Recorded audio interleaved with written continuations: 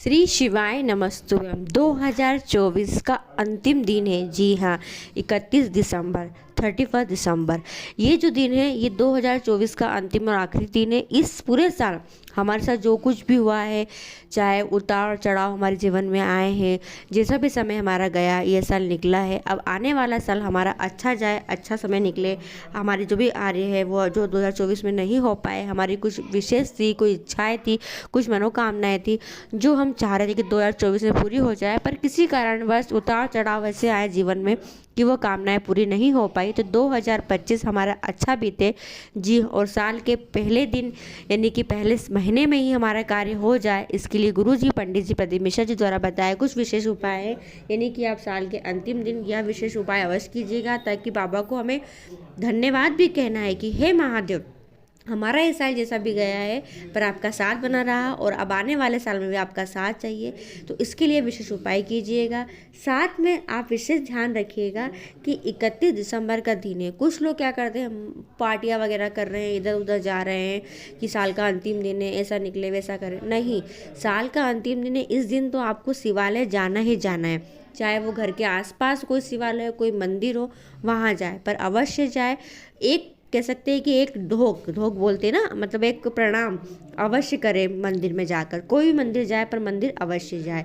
चलिए वीडियो शुरुआत करते हैं। तो कुछ विशेष उपाय हैं जो आपको 31 दिसंबर के दिन करना है। चलिए वीडियो शुरुआत करते हैं। तो स्वागत है मोदी जी ऑफिशियल चैनल पे। आप लोगों को, पूरे यूट्यूब फैमिली को बहुत कह सकते हैं कि सच्चे दिल से, पूरे हृदय से आप सभी को नए साल की बहुत सारी शुभकामनाएं। महादेव की कृपा आप पर बनी रहे।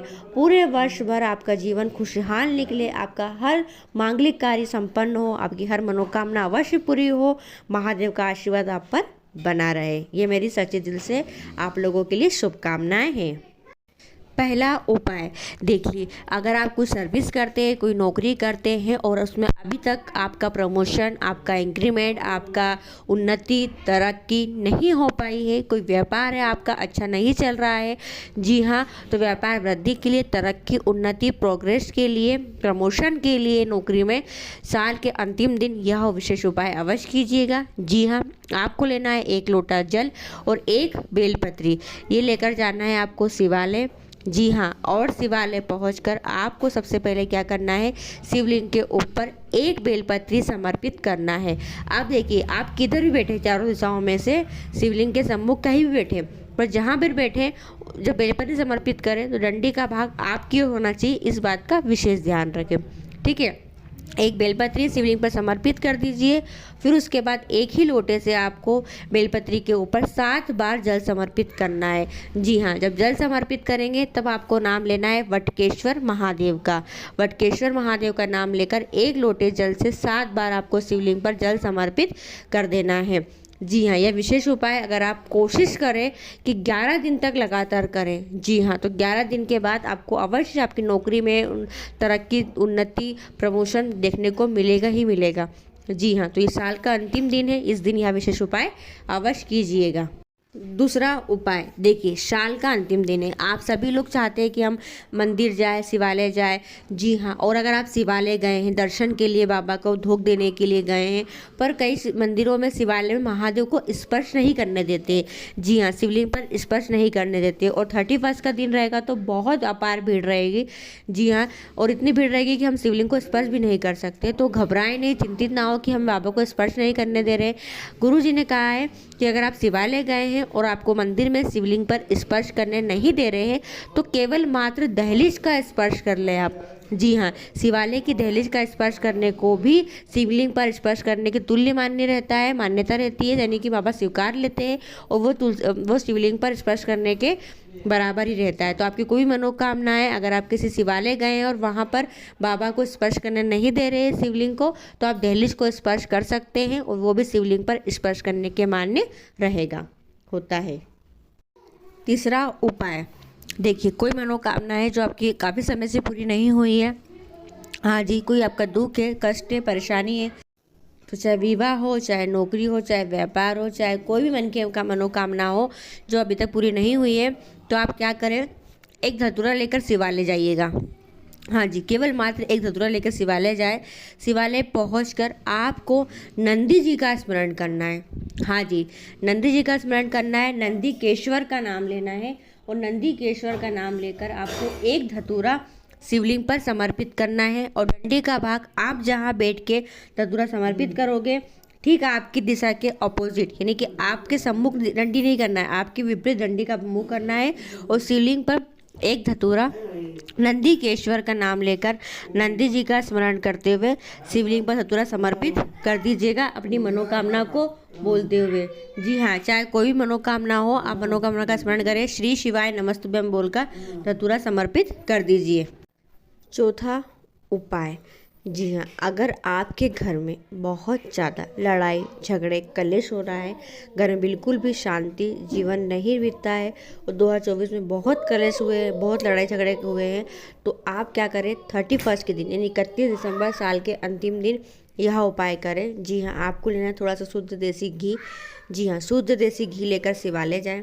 शिवालय पहुंचकर आपको घी से माँ अशोक सुंदरी के स्थान पर आपको करना है घी का लेपन। जी हाँ, यानी कि घी की एक बिंदी आप लगा दीजिए, घी का लेपन कर दीजिए। उसी घी में से थोड़ा सा घी आप अलग पात्र में रख कर लिए आइए घर की ओर। जी हाँ, घर की ओर ला कर आपको क्या करना है, उस घी की एक बिंदी आपको आपके घर के मुख्य द्वार पर लगा देना है। जी हाँ, ऐसा करने से आपकी जितनी भी आय बलाएं है, लड़ाई झगड़े कलेश से वो सब दूर होगी, घर में सुख शांति समृद्धि बनी रहेगी और 2025 में आपका जीवन बहुत अच्छा निकलेगा। पांचवा उपाय, जी हाँ, घर के प्रत्येक व्यक्ति की तरक्की हो, उन्नति हो, घर का हर एक व्यक्ति सुखमय जीवन निकले, घर के हर व्यक्ति की मनोकामना पूरी हो, इसके लिए आखिरी दिन अंतिम दिन साल के आपको यह उपाय करना है। 1 लोटा जल लेकर शिवालय जाइएगा। हाँ जी, शिवालय पहुंचकर शिवलिंग के ऊपर आपको जल समर्पित कर देना है। शिवलिंग के पूरा जल समर्पित कर दे।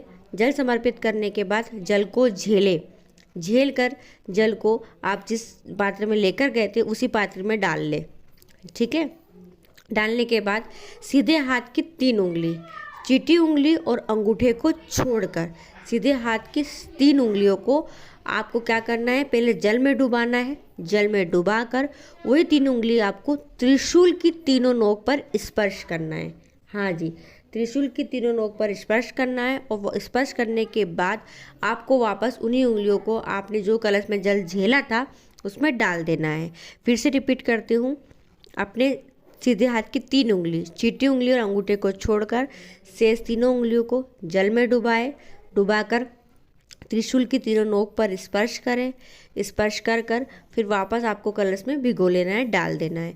जी हाँ, और उस कलश को घर लेकर आए। घर लाकर सबसे पहले घर के मुख्य दरवाजे की जो चौखट होती है, ऊपर की चौखट, उस चौखट पर लगाए। जी यानी छीट दें। छीटन करने के बाद पूरे घर में छीटे और पूरे घर में छीटने के बाद घर के प्रत्येक व्यक्ति को उस जल का आचमन करा दे, जल पीने को दे दे। जी हाँ, ऐसा करने से सभी व्यक्ति की निरोगी काया रहेगी, सब स्वस्थ रहेंगे और सभी के मांगलिक कार्य होंगे, सभी के सारे कार्य सिद्ध होंगे ही होंगे। छठा उपाय, यह उपाय भी आप किसी मनोकामना के लिए कर सकते हो। जी हाँ, कई प्रयत्न कर लिए, कई प्रयास कर लिए और बाबा ने 2024 में आपकी मनोकामना पूरी नहीं की है, तो आप शेष दिन अंतिम दिन साल के यह उपाय करें 31 के दिन। जी हाँ, मंगलवार का दिन है। तो आपको क्या करना है, देखिए शिवालय तो आप जाएंगे ही जाएंगे। शिवालय जाए, जल समर्पित कर दें शिवलिंग पर। जी हाँ, शिवलिंग को पूरा जल समर्पित कर दें। जल समर्पित कर देने के बाद सीधे हाथ की 3 उंगली, जी हाँ, तीनों उंगलियों को माँ अशोक सुंदरी के स्थान पर स्पर्श करें। स्पर्श करके टच कर अपनी मनोकामना माँ अशोक सुंदरी से कहे, श्री शिवाय नमस्तुभ्यम कहे, शिवलिंग की ओर देखें। फिर उसके बाद आपको अपने सीधे हाथ की हथेली, हाँ जी, हथेली का स्पर्श करना है। जहाँ से जल बह के नीचे गिरता है उस स्थान पर अपनी हथेली लगाते और हथेली लगाकर श्री शिवाय नमस्तुभ्यम बोलते हुए आपकी जो भी मनोकामना है वह मनोकामना महादेव से कह दीजिए। जी हाँ, दिल की जो भी मनोकामना है बाबा से कह दीजिए। फिर देखिए आपकी मनोकामना कितनी जल्दी पूरी होती है। ऐसा करने से महादेव आपकी अवश्य सुनते हैं। तो यह उपाय आप 31 के दिन कर सकते हैं। छठा उपाय देखिए, 31 का दिन है। अब समय आ गया है कि हम अपने घर में कैलेंडर लगाते हैं, नया वाला 2025 जनवरी का हम कैलेंडर लगाते हैं। तो ध्यान रखें, स्मरण रहे कि जब आप पुराना कैलेंडर हटाओ तो उसको हटा के इधर उधर नहीं पटकना है, या पुराने कैलेंडर के ऊपर ही नया कैलेंडर नहीं लगाना है। जी हाँ, तो करना क्या है आपको, तो देखिए, सबसे पहले ध्यान रखें कि कैलेंडर लगाने की दिशा क्या रखनी है, वो ध्यान रखें। जी हाँ, देखिए, कैलेंडर जो होते हैं वो उत्तर दिशा की ओर और पश्चिम दिशा में ही लगाए जाते हैं। जी हाँ, यानी उत्तर दिशा की ओर लगाया जाता है, पश्चिम दिशा की ओर लगाया जाता है। अगर इस दिशा में हम कैलेंडर टांगते हैं, दरवाजे पे मतलब अपनी कील पर टांगते हैं, तो ऐसा करने से घर में मांगलिक कार्य होते हैं, घर में कोई अड़चनें नहीं आती, कई बाधाएं नहीं आती, घर में कह सकते हैं कि तरक्की उन्नति मिलती, धन संपत्ति में बढ़ोतरी होती है।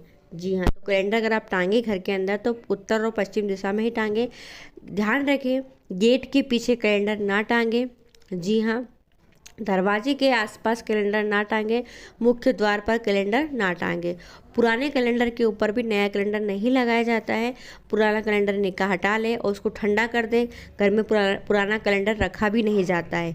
जी हाँ, और जब नया कैलेंडर लगाए आप तो ध्यान रखें, नए कैलेंडर पे कोई ऐसा फ़ोटो वगैरह ना बना हो जिसमें नकारात्मक एनर्जी आती हो। इसमें घोड़े दौड़ते हुए रहे, या कोई फ़ोटो हो, भगवान का फ़ोटो हो, ऐसे कैलेंडर घर में लगाया जाए। ऐसे कह सकते हैं कि रुका हुआ पानी हो, या फिर कोई ऐसा अविचित्र चित्र हो, ऐसे फ़ोटो के कैलेंडर घर में नहीं लगाए जाते हैं। तो कैलेंडर का बहुत अत्यधिक महत्व रहता है। अगर आप नए साल में कैलेंडर लगा रहे हैं तो विशेष ध्यान रख के बातों को फिर कैलेंडर लगाएं, ताकि घर में सुख शांति समृद्धि बनी रहे, घर में तरक्की हो, उन्नति हो। तो ये कुछ विशेष बातें थी, कुछ विशेष उपाय थे जो आप 31 के दिन कर सकते हैं। वीडियो पसंद आती है तो और लोगों तक ज़रूर शेयर कीजिएगा। श्री शिवाय नमस्तुभ्यम, हर हर महादेव।